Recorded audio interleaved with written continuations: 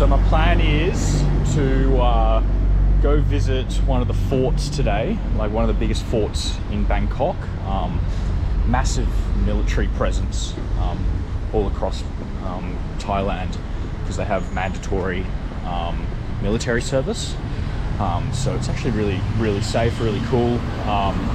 Massive military structures and everything like that you can go check out and see. And anyway, to get there you got to catch the train, and then I'm going to go catch a ferry, like a river ferry as well, so we'll see some cool stuff on the way there. And then after that there's a few other Buddhist temples and stuff like that on the only hill in Bangkok. So we'll go to the 7-Eleven and go from there.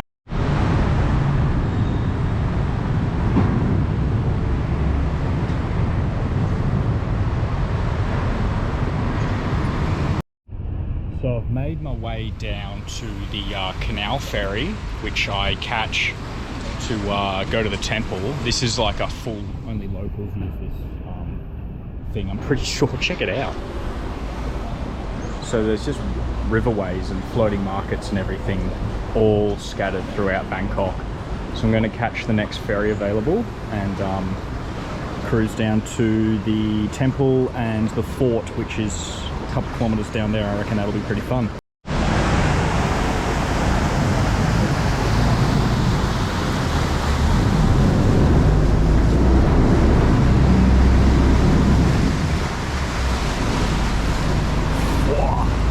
What a weapon. And you just go through the smoke plumes, get lung cancer, and then you're off on your way.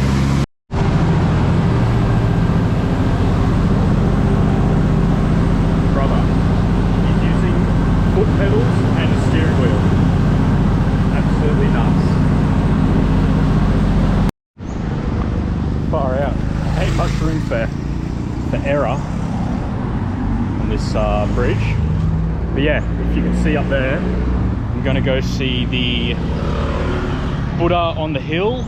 I don't know the historical name for it, so excuse my ignorance, and check that out, and then we'll go from there. So I've made my way to Golden Mount Buddha, which is actually the only hill in the whole of Thailand, in the whole of Bangkok, sorry. 68 meter high Buddha at the top of it, and then just a beautiful sort of temple structure surrounding it. It's very peaceful, serene, beautiful, and starting to get hot now. It's 9 o'clock and it's hot and humid.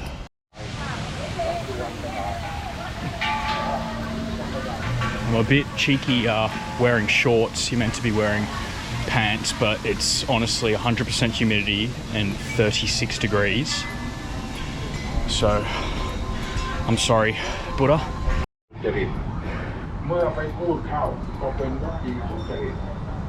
Look at that view. Wow.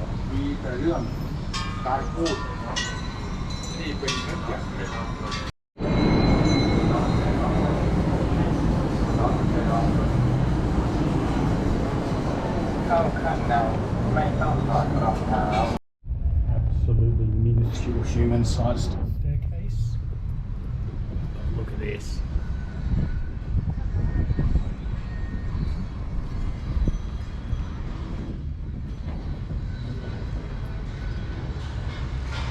What a view of Bangkok.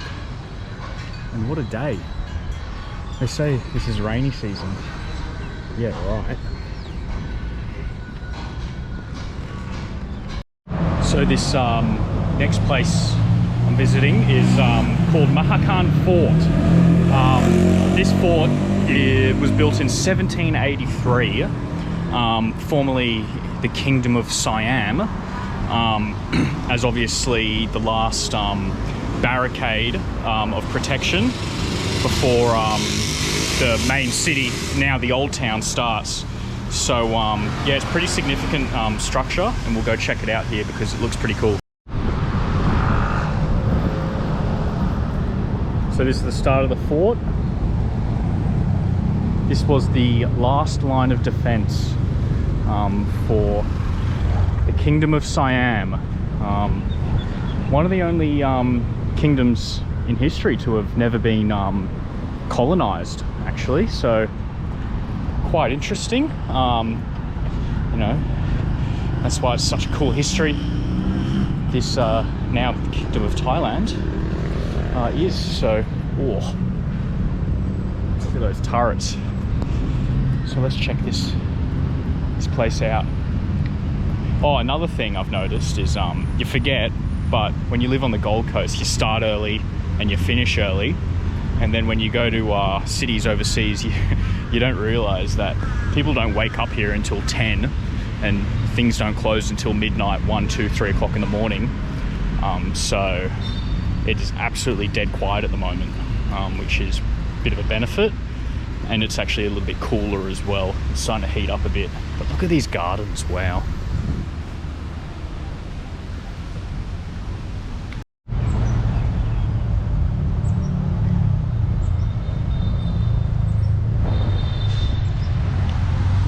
So that statue is King Rama II, very highly respected leader in the history of Siam, Thailand, known for his peaceful approach, his diplomacy with the Western powers. That's one of the big reasons that Thailand was never colonized. And then as well, rolling out the arts and literacy to a wide population. So really taking Thailand into the 21st century. So I think they've got a lot to thank for him, hence why there's a bunch of locals around praying to him. Respect where respect's due.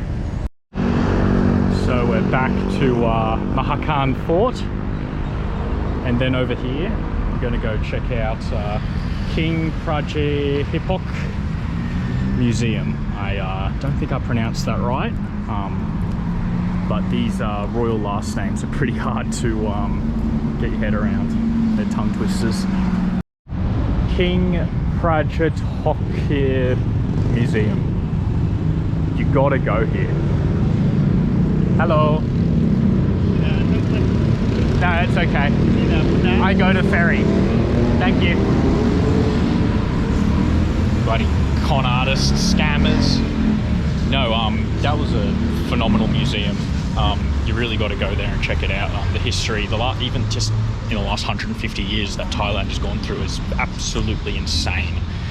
But honestly, I think they played the playbook pretty good in terms of seeming like the middleman between France and England when they were, you know, colonizing Vietnam, Myanmar, India, all those sort of countries.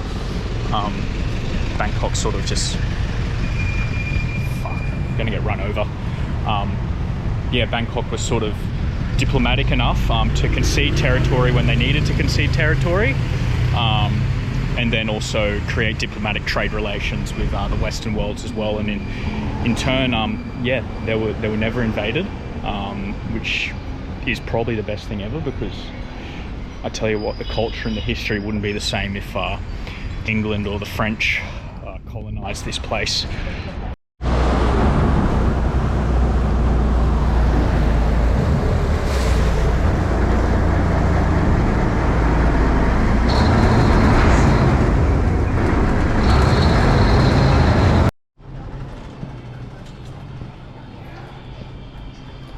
So I've ended up at some sort of marketplace, Baboa markets or something like that, but it's like, it's definitely not the tourist markets, it's for locals, but it's pretty sick.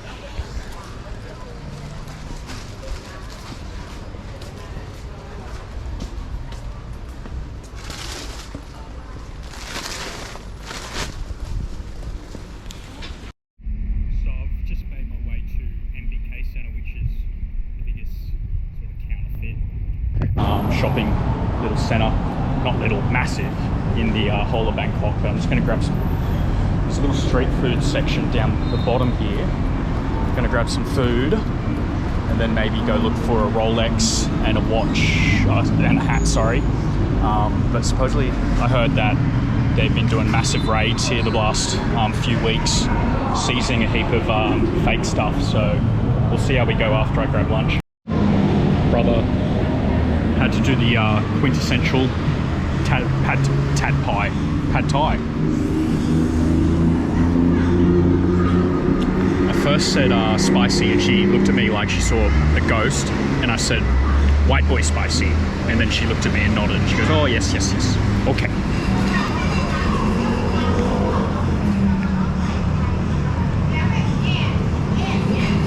That's so good. Yeah.